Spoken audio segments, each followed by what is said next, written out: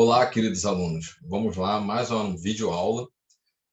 O tema de hoje são conceitos geográficos, né? São conceitos fundamentais para a compreensão e melhor entendimento da geografia, né? Então, nós temos os conceitos básicos dentro da geografia, que são eles: espaço geográfico, lugar, região, território, paisagem, são conceitos básicos dentro da geografia. É importantíssimo a compreensão desses conceitos, principalmente o conceito de espaço geográfico, que vai ser o objeto da geografia. Então, vamos lá a mais uma videoaula com o professor Aldo Cardoso. Então, compartilhei com vocês aqui o slide que vai nos apoiar, né, nesse processo didático aí. Conceitos básicos para a geografia. Então, como eu já havia falado na introdução, o conceito principal é espaço geográfico. O espaço geográfico vai ser o objeto de estudo da geografia, porque muitos se perguntam o que a geografia estuda, né? Então, é importantíssimo que se delimite o objeto da geografia. Então, espaço geográfico, existem vários geógrafos que já conceituaram. Nós vamos citar aí o que eu considero mais relevante, mais importante, né? Que é o Milton Santos. Então, Milton Santos ele vê o espaço geográfico, né, formado sendo a interação contínua de dois componentes básicos: os componentes socioculturais e o componente natural, né? Então, Milton Santos vê a interação deles e a ação mútua entre esses dois componentes, né? Então, tanto a sociedade atua na natureza, como a natureza atua na sociedade. Tá? Milton Santos ele usa uma linguagem, faz uma citação também, né? Interessante com a do francês Élisée Reclus, onde esse geógrafo francês, anarquista francês, né, ele não desvinculava a sociedade da natureza. Tá? Então, usava-se muito, Milton Santos usou, Karl Marx chegou a falar sobre isso também, né? A configuração territorial, a parte natural, né? Milton Santos já denominou natureza primeira, e a parte social, natureza segunda. Karl Marx, como eu falei, também já usou essa linguagem também. Então, por que é importante trazer essa ideia de natureza primeira e natureza segunda? A natureza segunda é aquela natureza transformada. A natureza primeira seria aquela onde não havia, né, vamos dizer assim, a intervenção humana. Claro que hoje nós encontrarmos espaços onde o homem não tenha intervido diretamente é muito difícil, praticamente impossível, né? Indiretamente é praticamente impossível. Diretamente a gente encontra espaços ainda reclusos no mundo onde o homem não interviu diretamente, mas indiretamente já, né, com a mudança na atmosfera, com as mudanças climáticas, praticamente não existe espaço hoje na natureza em que o homem não interviu. Mas é interessante ter essa ideia de natureza, por quê? Porque não desvincula o homem da natureza. O homem, eu particularmente gosto da ideia de Élisée, porque Élisée ele vê justamente o seguinte: o homem é parte da natureza, e não está o homem de um lado olhando a natureza como se fosse uma situação à parte. Não, o homem é parte da natureza também. Tá? Então, essa ideia do espaço geográfico, como eu coloquei para você, que o espaço geográfico é constituído pela paisagem crescida de ações de uma sociedade no tempo presente, sendo transformado constantemente. Porém, o espaço modificado também atua como agente modificador das relações humanas. Foi o resumo que eu apresentei do conceito. Então, é uma interação de ações mútuas, né? E constantes o tempo inteiro. Tá? Isso que é interessante para a gente compreender. A partir do entendimento desse breve, tá, espaço geográfico é um conceito que a gente pode trabalhar ele por um longo período, né? Aqui é um breve conceito. Nós podemos já entrar também em território e paisagem. né? É muito comum também se estabelecer o conceito de território pensando na questão política só, né? A partir de Estado-nação.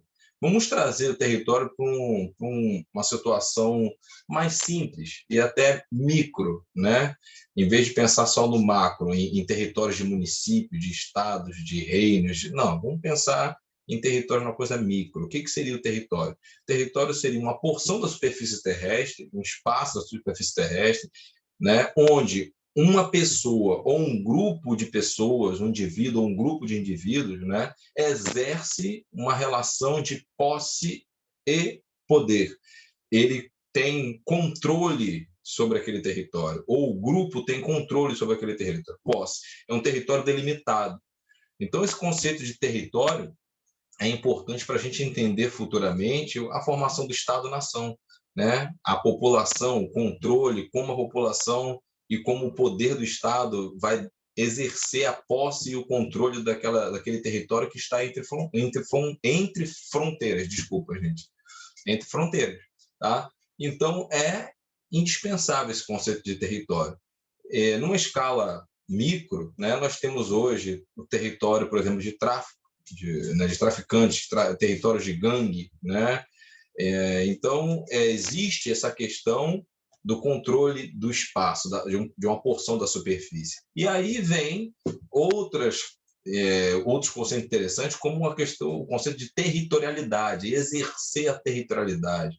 Nós temos aí outros conceitos que vão descender da ideia de território, que é a desterritorialização, reterritorialização, né? Então, povos que foram desterritorializados, tá? Então, mas isso é já para uma ideia mais aprofundada e mais futura, um tema de uma próxima aula. Existem hoje muitos estados, como o estado da Bahia, que está dividindo o seu território, subdividindo o seu território em regiões através desse conceito de territorialidade, né? São os territórios de identidade. Então, é uma visão já antiga, mas que vem fazendo parte cada vez mais do modelo político também. Paisagem é um conceito que mudou um pouquinho no decorrer do tempo, né? Com a inclusão de pessoas, indivíduos com dificuldade ou deficiência visual, né, auditiva e assim vai. Principalmente a visual. Porque antigamente a paisagem era um conceito simples, né? Daquela ideia de que o que é paisagem? É tudo aquilo que a visão do indivíduo abarca, contempla naquele momento. E atualmente, né, com a questão da inclusão, com a evolução da sociedade, nós já temos um conceito mais amplo. O que seria a paisagem? Paisagem é tudo aquilo que é percebido pelos sentidos do ser humano naquele momento. O que não mudou foi isso, que a paisagem ela é momentânea, né? Está alterando, ela é momentânea e com isso ela tem a característica da mutabilidade. A paisagem muda a cada segundo. A paisagem também ela é subjetiva. Ela depende da interpretação de cada um. Podemos colocar duas pessoas olhando para o mesmo ponto, né, para o mesmo local na superfície terrestre, e as duas pessoas podem trazer definições ou descrições diferentes. Então, a paisagem ela é subjetiva, ela é mutável, amplamente mutável, e hoje nós conceituamos como a percepção de todos os sentidos, né? O olfato, o cheiro do local, para quem tem deficiência visual, por exemplo, né? A audição, o tatear de repente, né? E assim vai. Características principais: subjetivo, mutável e momentâneo. Eu coloco nesse slide aqui a situação para a gente ter essa ideia da paisagem ser mutável, né? Eu coloquei uma câmera fotográfica com um espaço, a diferença aqui é de 2 minutos, né? Do amanhecer numa praia, e vocês observem aqui, essa aqui é uma praia no sul da Bahia, né? Então a câmera ficou posicionada no tripé e eu apertei, tirei a foto, esperei 2 minutos, tirei novamente. Então nós temos o mesmo espaço geográfico, a mesma porção da superfície, porém com, né, características diferentes, ou seja, são paisagens diferentes. Isso demonstra o verdadeiro recorte momentâneo daquela paisagem, tá? Então, essa é a grande diferença entre paisagem e uma superfície da Terra, e um espaço qualquer, né? A paisagem é um espaço geográfico? É, óbvio. Só que ela retrata aquele momento do espaço geográfico, aquela situação que pode não se repetir, provavelmente não se repetirá daquela exata maneira.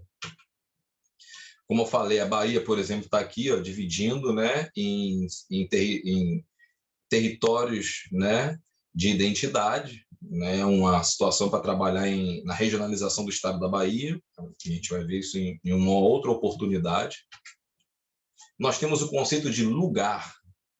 Lugar, muitas vezes, ele é um verbete, né, da língua portuguesa, que ele é usado para simbolizar qualquer superfície terrestre, qualquer parte da superfície terrestre. Não. O lugar é um conceito geográfico interessante porque ele também é dotado de subjetividade e ele tem que ter um simbolismo, ele tem que ter uma representação para aquele indivíduo que visita aquela superfície. Então, por exemplo, aquela paisagem que eu mostrei anteriormente, muitas pessoas podem passar por ali e não ter uma identidade, e aquilo ali não ter simbolismo para eles.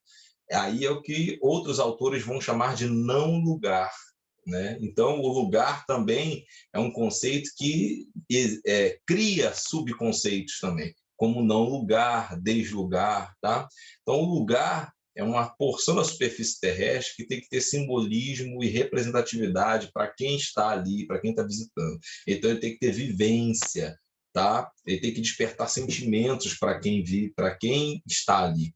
Então, muitas vezes, né, eu gosto de usar o exemplo da seguinte maneira: a Torre Eiffel, por exemplo, eu nunca fui na Torre Eiffel. A Torre Eiffel é um espaço geográfico? Ela está ali, né? Eu posso observar a Torre Eiffel por um retrato da paisagem? Também posso, né? Eu sei onde ela se localiza. Agora, para mim, é um lugar? Não, eu não tenho vivência naquilo ali, né? Eu não tenho vivência nenhuma na Torre Eiffel, eu nunca nem passei perto, né? Para mim não seria nem um não lugar, né? Eu nunca nem não é uma área minha de convívio que eu não percebo, né? Não é transitória, porque a ideia do não lugar é o ser humano transitar por um ambiente e não ter relação nenhuma ali, né? Não ter sentimentos, não ter vivência naquele espaço. Isso é mais um conceito, né? Conceito de região também é muito importante, né? A gente vai trabalhar várias vezes com os alunos de divisões regionais do mundo, divisões regionais do Brasil, e a região também é um conceito muito importante dentro da geografia, porque o conceito de região ele vai colocar dentro de um espaço delimitado características comuns àquele espaço que diferem aquele espaço de outros ao redor, né? Então, o conceito de região depende muito de que modelo de regionalização o estudante ou o cientista está querendo fazer. Pode fazer uma regionalização por aspectos naturais, né? A natureza primeira. Pode-se fazer a regionalização por características socioeconômicas, né? Então, quando se fala em divisão regional, a maior parte dos alunos lembra logo das regiões do Brasil. Existem modelos diferentes de regionalizar o Brasil. A gente também vai trabalhar isso em um outro momento futuro, num outro encontro virtual no futuro. Então, nós encerramos aqui, gente, a nossa videoaula. Espero que tenha sido agradável para vocês, como foi para mim, e que tenha contribuído para a melhor compreensão desses conceitos simples, mas que são muito importantes dentro da área de geografia. Aqui é o professor Aldo, né? Eu estou aproveitando aqui para tentar democratizar mais o nosso ensino da geografia e espero que possa contribuir ainda mais em encontros futuros. Um abraço e até a próxima.